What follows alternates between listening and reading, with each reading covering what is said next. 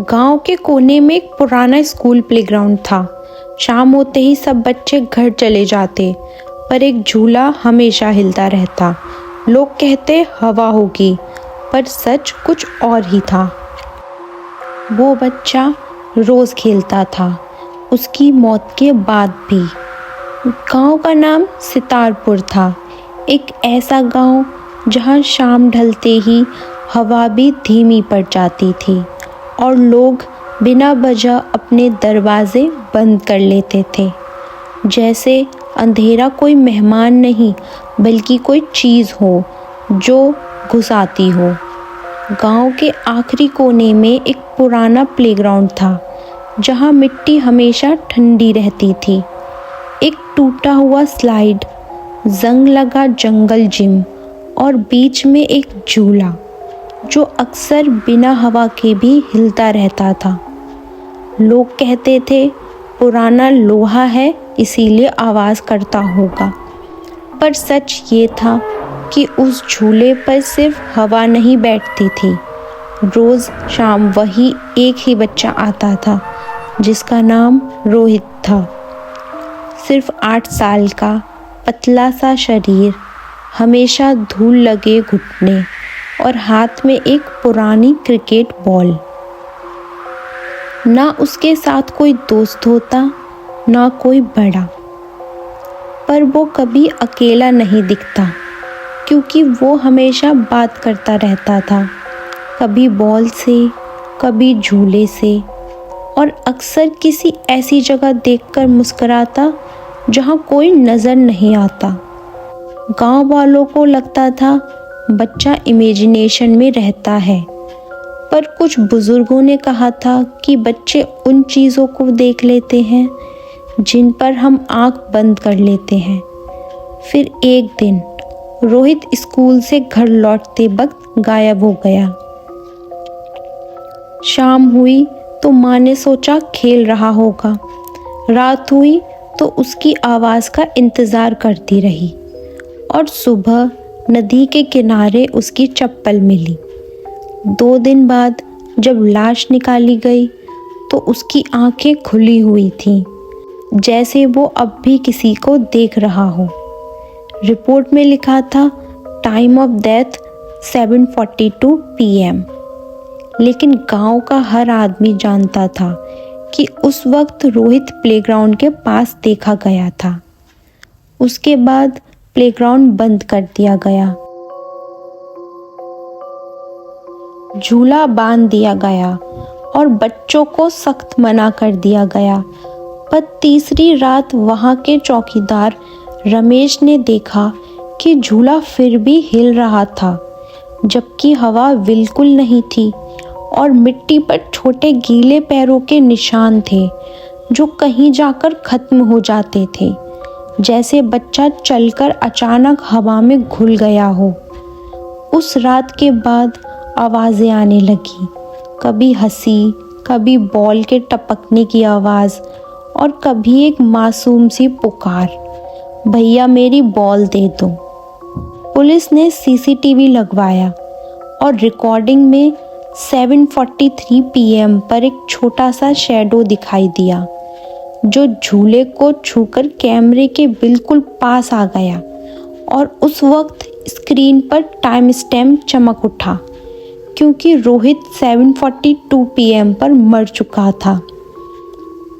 जब ये बात उसकी माँ को पता चली तो वो रात के अंधेरे में प्लेग्राउंड पहुंची और मिट्टी पर बैठकर रोते हुए बोली, बेटा घर आजा, ठंड लग जाएगी।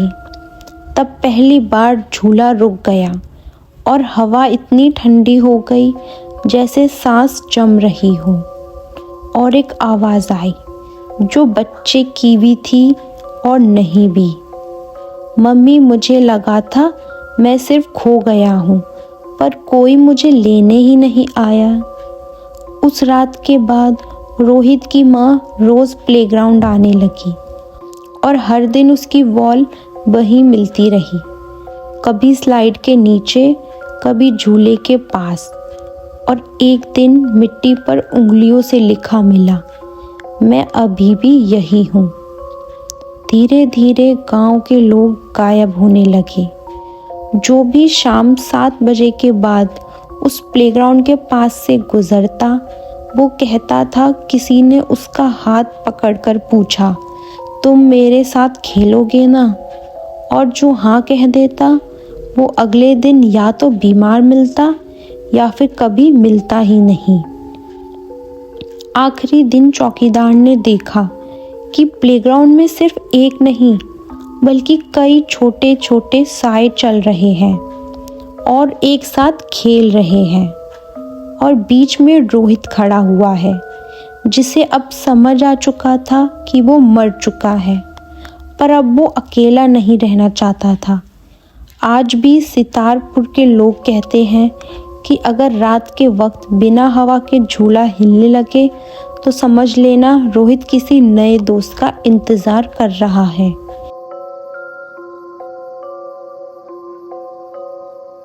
लेकिन कहानी यही खत्म नहीं होती। गांव वालों ने सोचा था कि रोहित सिर्फ प्लेग्राउंड तक ही सीमित रह जाएगा, पर कुछ चीज़ें ज़मीन से चिपक कर नहीं रहती, वो धीरे धीरे फैलती हैं। पहले सिर्फ शाम 7 बजे आवाज़ आती थी, फिर घड़ी की सुइयों का फर्क मिटने लगा। कभी दोपहर में बॉल टपकने की आवाज़ आती तो कभी सुबह सुबह स्कूल जाते बच्चों को बॉल दिखती। रोहित की माँ एक दिन आई तो उसने देखा कि मिट्टी पर लिखा हुआ है, मम्मी यहाँ और भी बच्चे आ गए हैं। उस रात उसने पहली बार देखा स्लाइड के नीचे छोटे छोटे पैर लटके हुए, जंगल जिम पर झूलते हुए साए, और झूले के पास एक बच्चा जो रोहित जैसा नहीं था। उसका चेहरा आधा घुला हुआ था, जैसे पानी में ज़्यादा देर रह गया हो।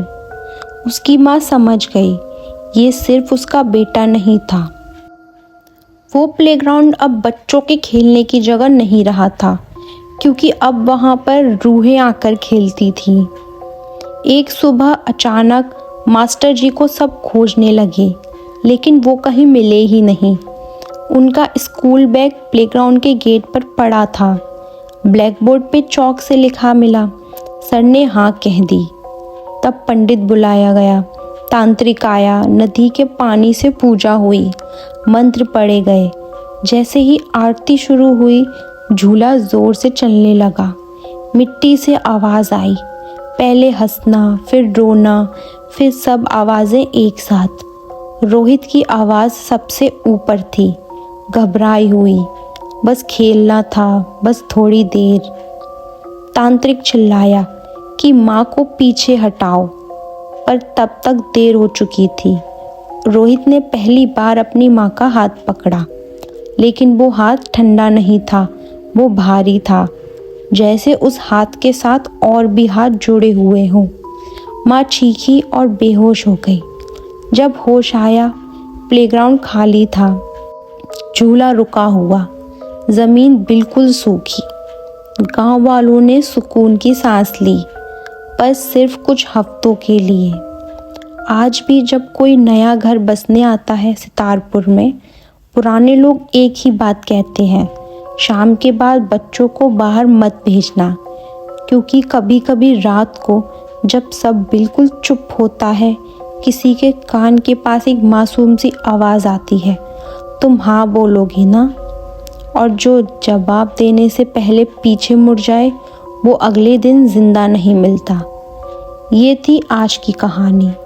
और अगर कभी आपके साथ भी कुछ ऐसा हॉन्टेड इंसिडेंट हुआ है जिसे आप सभी के साथ शेयर करना चाहते हैं, तो कमेंट करके अपना एक्सपीरियंस लिखें।